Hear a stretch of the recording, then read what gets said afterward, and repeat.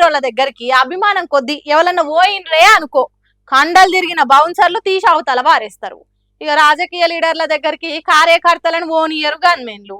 కడుపులో ఎంత అభిమానం ఉన్నా కాసింత దూరమే ఉంచుతారు. కానీ అటు సినిమా హీరో అయ్యుండి ఇటు రాజకీయాలలో రాణించిన విజయ్ మాత్రం నా స్టైలే వేరన్నట్టు తమిళ పబ్లిక్ ను ట్రీట్ చేస్తుండు. ప్రజలే నా సర్వస్వం, ప్రజల వద్దకే పాలన అని మాటలు ఎప్పుడు కాదు, అడుగు అడుగున అమలు చేస్తున్నాడు సీఎం విజయ్. విలువేయవలసింది పదవులకో పైసలకో కాదు, మనసులకు అన్నట్టు ఆయన మానవత్వాన్ని మళ్ళా చాటుకుంటున్నాడు. తమిళనాడులో కరెంట్ డిపార్ట్మెంట్ లో కొలువు సంపాదించిన వాళ్ళకు కాగితాలు చేతిలో పెట్టే కార్యం జరిగింది. దాంట్లో ఓ నిండు గర్భిణి కూడా ఉన్నదట.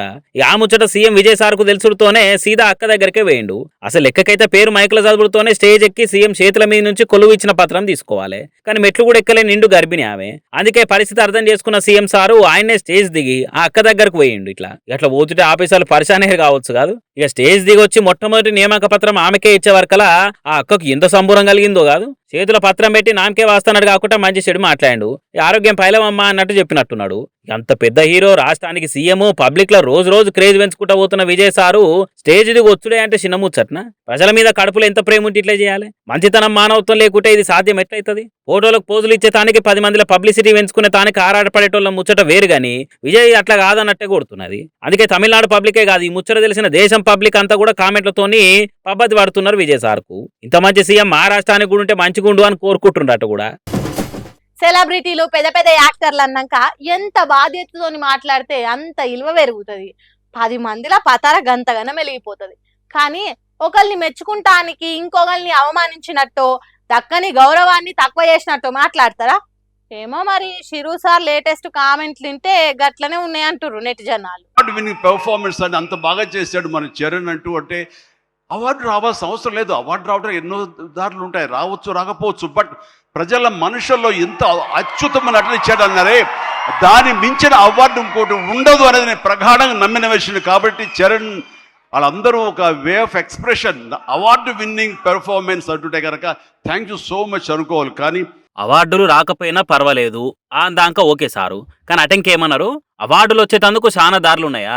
సూపర్ చెప్పారు సార్, వండర్ఫుల్, మార్వలెస్, జోర్దార్ తాలియా.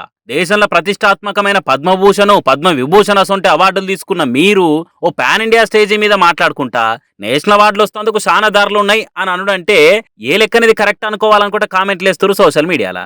ఏమో మరి ఆయనతో పుష్ప సినిమాకు అల్లు అర్జున్ కి నేషనల్ అవార్డు వచ్చిందని మనసులో పెట్టుకుని ఇటువంటి మాటలు అంటుర్రా?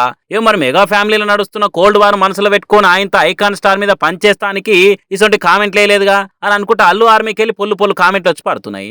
ఒక బన్నీ అనే కాదు, ఇప్పటిదాకా చాలా మంది చాలా అవార్డులు తీసుకురు నేషనల్ లెవెల్లో. అట్లా తీసుకున్న వాళ్ళ మరి ఎవరు ఏ తీరుగా అవార్డులను తెచ్చుకురని మీరు అనుకుంటున్నారు?